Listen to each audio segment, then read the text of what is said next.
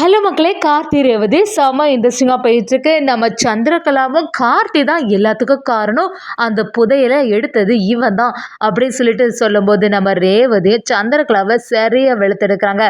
அது மட்டும் இல்லாமல் ஒரு கட்டத்தில் நம்ம கார்த்தி செம மாதம் சிவனாண்டிட்டு இருந்த புதையில மட்டும் எடுக்காம நம்ம சாமுண்டேஸ்வரோட மனசுல மருமகனா இடம் பெற்றாங்கன்னு சொல்லலாம். வீடியோக்குள்ள போறதுக்கு முன்னாடி நம்ம சேனலுக்கு சப்ஸ்கிரைப் பண்ணுங்க, அப்படியே பக்கத்துல இருக்க பெல் ஐக்கனை கிளிக் பண்ணுங்க. அப்பதான் நான் போடுற வீடியோல உங்களுக்கு நோட்டிபிகேஷன் வரும். நம்ம சாமுண்டேஸ்வரியும் பஞ்சாயத்துல வச்சு ரொம்பவே அவமானப்பட்டு நிக்கிறாங்க. இந்த இடத்துல தானே புதையல எல்லாம் இருந்துச்சு, உங்க அம்மாவோட புத்திய கடைசியில நீங்க காட்டிட்டீங்கல்ல, நீங்க தான் எங்கேயோ புதையல மறைச்சு வச்சுட்டு இப்ப இந்த இடத்துல கல்லை மாத்தி வச்சிருக்கீங்க அப்படின்னு சொல்லிட்டு ஊர் மக்கள் எல்லாருமே சொல்லும் போது சிவனா முத்துவேலை சேர்ந்து ஆமா நீங்க சொல்றது எல்லாமே சரியா தான் இருக்கு, இந்த அம்மா தான் புதையல எங்கேயோ மறைச்சு வச்சிருக்காங்கன்னு சொல்ல ஆரம்பிக்கிறாங்க. ஊர் மக்களும் நீங்க மட்டும் கரெக்டான சமயத்துல உண்மையை ஒத்துக்கலைன்னா அதுக்கப்புறமா இந்த தலைவி பதவியிலேருந்து நீங்க விலக வேண்டியது வரும் அப்படின்னு சொல்லிட்டு ஒரு வேண்டுதலை வைக்கிறாங்க. அதே சமயத்துல நம்ம சாமுண்டேஸ்வரியும் வீட்டுக்கு ரொம்பவே சோகமா வந்ததை கவனிச்சு நம்ம ராஜராஜனும் என்ன ஈஸ்வரி முகம் எல்லாம் இப்படி வாடி இருக்கு, என்ன ஆச்சு அப்படின்னு கேட்கும்போது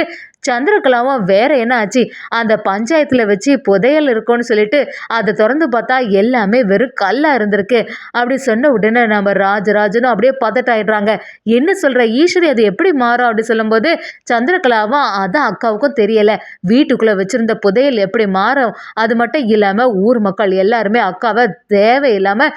பேசிட்டாங்க அப்படி சொல்லும்போது நம்ம ராஜராஜன் சாமுண்டேஸ்வரி கிட்ட எதுக்கு ஈஸ்வரி நீ இப்படி வருத்தப்படுற, இதை தெரிஞ்சுதான் மாப்பிள்ளை நேரத்துக்கே சொன்னாங்க வீட்டில் இந்த புதையலை வைக்காண்டா, இப்பவே அந்த கோயிலில் எல்லாத்தையும் சொல்லிடலாம் சேர்த்துடலான்னு சொன்ன பிறகு நீ ஏன் ஈஸ்வரி கேட்கல அப்படி சொல்லும்போது நம்ம ஈஸ்வரியும் அமைதியாகவே இருந்துட்டு இருக்காங்க. சந்திரகலாவும் என்ன இப்போ கூட நீங்கள் உங்கள் மாப்பிள்ளைக்கு தான் சப்போர்ட் பண்ணி பேசிட்டு இருப்பீங்களா, அக்கா எவ்வளோ வருத்தமாக இருக்கா பார்த்தீங்களா, அந்த ஊருக்காரங்க நன்றி கெட்டவங்க, அக்கா எவ்வளோ இந்த ஊருக்காண்டி நல்லது செய்திருக்கா, அதை பற்றி எதுவும் பேசாம அக்காவை பஞ்சாயத்துல வச்சு அவமானப்படுறது மாதிரி செய்துட்டா அப்படின்னு சொல்லிட்டு நம்ம சந்திரகலாவும் பேச ஆரம்பிக்கிறாங்க. அதே சமயத்துல ராஜராஜன் நம்ம கார்த்திக்கு ஆதரவா பேசிட்டு இருக்கும் போது சந்திரகலாவும் எல்லாத்துக்குமே காரணம் இவன் தான் அப்படி சொல்லும்போது ராஜராஜனை என்ன சந்திரா இதுக்கெல்லாம் இப்படி பேசிட்டு இருக்க, என்ன நடந்தாலுமே அதுக்கு காரணம் மாப்பிள்ள தானே, எப்படி வாய்க்கோசாம உன்னால பேச முடியும்னு சொல்லிட்டு ராஜராஜனும் அந்த இடத்துல பேச ஆரம்பிக்கிறாங்க. மயில் வாகனமும் அது எப்படி வீட்டுக்குள்ள இருந்த நகை இப்படி மாறும், ஒன்லி வீட்டுல உள்ள ஆட்கள் யாராவது ஒருத்தங்க இதை செய்தாதானே உண்டுன்னு சொல்லிட்டு நம்ம மயில் வாகனம் சந்திரகலாவை பார்க்கும்போது சந்திரகலாவும் வேற யாரு செய்திருப்பா, எல்லாமே நான் நிக்கிறான்ல இந்த டிரைவர் பையன் இவன் தான் இந்த மாதிரி செய்திருக்க வாய்ப்பு இருக்குன்னு சொன்ன உடனே ராஜராஜனும் சந்திரா எல்லாம் தெரிஞ்சுதானே பேசுற, என்ன தைரியம் இருந்தா மாப்பிள்ளைக்கு மேல இவ்வளவு பெரிய திருட்டு பழிய போடுவேன்னு சொல்லிட்டு நம்ம ராஜராஜ சத்தம் போடும்போது ரேவதி சும்மா விடுற மாதிரி இல்லை, சித்தி உங்க வேலையை பார்த்துட்டு சும்மா இருங்க, எனக்கு உங்களை பற்றி நல்லாவே தெரியும், தேவையில்லாமல் என்னோட ஹஸ்பண்டுக்கு மேலே திருட்டு பழியே போடாதுங்க, உங்கள் சுயரூபம் எல்லாமே எனக்கு நல்லாவே தெரியும்னு சொல்லிட்டு சந்திராவை சரியாக வெளுத்துருக்குறாங்க நம்ம ரேவதி. நம்ம சாமுண்டேஸ்வரர் ரொம்பவே ஃபீல் பண்ணி சரி விடு சந்திரா, எதுக்கு தேவையில்லாமல் இப்போ பிரச்சனை பண்ணிட்டு இருக்க விடு அப்படி சொல்லும்போது சந்திராவும் பின்ன என்னக்கா நீ இவ்வளோ கஷ்டப்பட்டு இருந்துட்டு இருக்க, இப்போ கூட உனக்கு ஆதரவாக யாரும் பேசாமல் இவனுக்கு ஒன்றுனா சப்போர்ட்டாக பேச வந்துட்டாங்க பார்த்தியா, இதுதான் உன்னோட குடும்பம் அப்படின்னு சொல்லிட்டு நம்ம சந்திரகலாவை சாமுண்டேஸ்வரி கிட்ட இன்னும் கொஞ்சம் உசு பேத்தி விட்டுட்டு இருக்காங்க. நம்ம சந்திரகலாவோ சிவனாண்டிகிட்ட ஃபோன் பண்ணி எனக்கு இங்கே நடக்கிறது எல்லாமே சரியாக தான் இருக்குது, அக்கானால இந்த வாட்டி தப்பிக்கவே முடியாது, நம்ம நினச்ச மாதிரி தான் நடக்க போகுது, புதையலுக்கு புதையலும் ஆச்சு, அந்த அக்கா கறி தலைவி பதவியிலேருந்து இனிமே விலகிடுவா, அதனால் இனிமேல் நீங்கள் ஊர் தலைவராக ஆகிறது உறுதி அப்படின்னு ஒரு எண்ணத்தில் நம்ம சந்திரகலாவும் இருக்காங்க. சிவனாண்டியும் நம்ம என்ன தான் பிளான் பண்ணாலும் கடைசி நேரத்தில் இந்த கார்த்தி பையன் எல்லாத்தையும் சொதப்பிடுறான், இந்த வாட்டி அப்படி நடக்கவே கூடாது சந்திரா, நீ அவன் என்ன செய்கிறானோ அந்த எல்லாத்தையுமே உறுதி பண்ணிக்க, அவனை ஃபாலோ பண்ணிட்டு என்ன பண்றானோ அது எல்லாத்தையும் எனக்கும் சொல்லு அப்படின்னு நம்ம சிவனாண்டிய சந்திரகலா கிட்ட சொல்லி வைக்கிறாங்க. நம்ம ரேவதியும் கார்த்திட்ட என்ன இப்படியெல்லாம் நடக்குது, இது எல்லாத்துக்கும் காரணம் சித்தி தான் எனக்கு நல்லாவே புரியுது, ஆனால் அதை நிரூபிக்கிறதுக்கு நம்மக்கிட்ட எந்த ஆதாரமும் இல்லையே அப்படி சொல்லும்போது நம்ம கார்த்தியும் கண்டிப்பாக சிவனாண்டியும் முத்துவேலன் தான் இந்த செயலை செய்திருக்கணும், அது மட்டும் இல்லாமல் வீட்டுக்குள்ளேயே இப்படி திருட்டு வேலையை பண்ணுறதுக்கு அளவுக்கு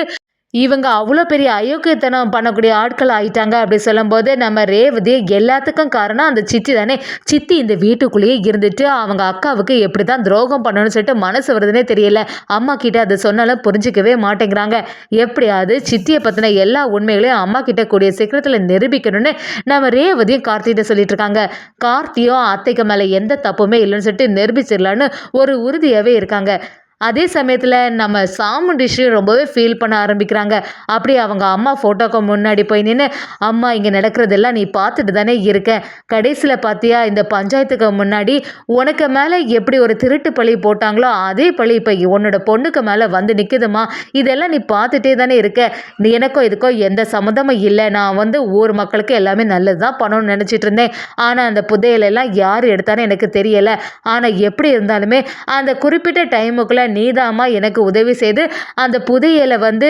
கண்டுபிடிச்சி தரணும், என் மேலே எந்த தப்புமே இல்லைன்னு சொல்லிட்டு நிரூபிக்கணும்னு சாமுண்டீஸ்வரி அவங்க அம்மா சிவகாமி ஃபோட்டோக்கு முன்னாடியே கதறி அழ ஆரம்பிக்கிறாங்க. இதெல்லாம் பார்த்துட்டு இருந்த நம்ம ரேவதியும், அம்மா நீ எதுக்கும் கவலைப்படாத, அந்த புதையல் யாருக்கிட்ட இருக்குமோ அதை சீக்கிரத்தில் கண்டுபிடிச்சிடலாம் அப்படின்னு சொல்லிட்டு சமாதானப்படுத்துகிறாங்க. நம்ம ராஜராஜனும் கார்த்திகிட்ட வந்து, கார்த்தி மாப்பிள்ளை எல்லாத்துக்கும் சந்திராவும் அந்த சிவனாண்டியன் தான் காரணம், அது எனக்கு நல்லாவே தெரியுது, எப்படியாவது அதை நம்ம கண்டுபிடிச்சி நிரூபிக்கணும், அதுக்கு நம்மக்கிட்ட ஏதாவது வாய்ப்பு இருக்கா அப்படின்னு சொல்லிட்டு நம்ம கார்த்திகிட்ட சொல்லும்போது, நம்ம கார்த்தியும் நீங்கள் எதுக்கும் கவலைப்படாதங்க மாமா, சீக்கிரத்தில் அந்த புதையலை கண்டுபிடிச்சி மீட்டெடுக்க வேண்டியது என்னோட கடமை அப்படின்னு சொல்ல ஆரம்பிக்கிறாங்க. நம்ம மாயில் வாகனமும் கார்த்திகிட்ட வந்து, எப்பா எல்லாத்துக்கும் காரணம் அந்த சிவனாண்டிய சந்திராவா தான் இருக்கும் அப்படின்னு சொல்லும்போது, கார்த்தியும் ஆமாம் கண்டிப்பாக அவங்கள தவிர வேற யாரை இருக்க வாய்ப்பு இருக்கு, நான் அந்த சிசிடிவி ஃபுட்டேஜ் எல்லாம் பார்க்க ஆரம்பித்தேன், கரெக்டாக இந்த சமயத்துலேருந்து இந்த சமயம் வரைக்கும் உள்ள ஃபுட்டேஜ் எல்லாமே டிலீட் பண்ணப்பட்டிருக்கு, அதில் எதுவுமே தெரியலை, அப்போ அந்த டைமில் தான் சம்பவம் ஏதோ நடந்திருக்கு, சீக்கிரத்தில் அதை கண்டுபிடிச்சாகணும், இந்த வீடியோ எவிடன்ஸ் வச்சு நம்மளால எதுவுமே செய்ய முடியாது, வீட்டுக்குள்ளே இருக்கக்கூடிய பொருள் காணாமல் போயிருக்குன்னா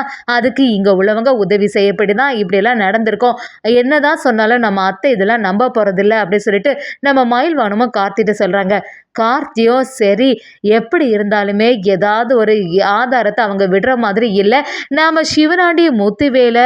ஃபாலோ பண்ணிவிட்டு அவங்க என்னெல்லாம் செய்கிறாங்களோ அதை பற்றி தெரிஞ்சுக்கிட்டாலே போதும், அந்த புதையல் எங்கே இருக்கோ அந்த இடத்தையே நம்ம கண்டுபிடிச்சிடலாம், அதனால் இதுக்கும் கவலைப்படக்கூடாதுன்னு சொல்லிட்டு நம்ம மயில் வாகனமும் கார்த்தியும் சேர்ந்து சிவனாண்டி முத்துவேலை ஃபாலோ பண்ணுறாங்க. சந்திரகலாவும் நம்ம சிவனாண்டிகிட்ட நீங்கள் எதுக்குமே ரொம்ப சேஃபாக இருங்க, அந்த டைமுக்குள்ளே புதையல் வந்து அந்த கார்த்தி பையன்கிட்ட கிடைச்சிடவே கூடாது,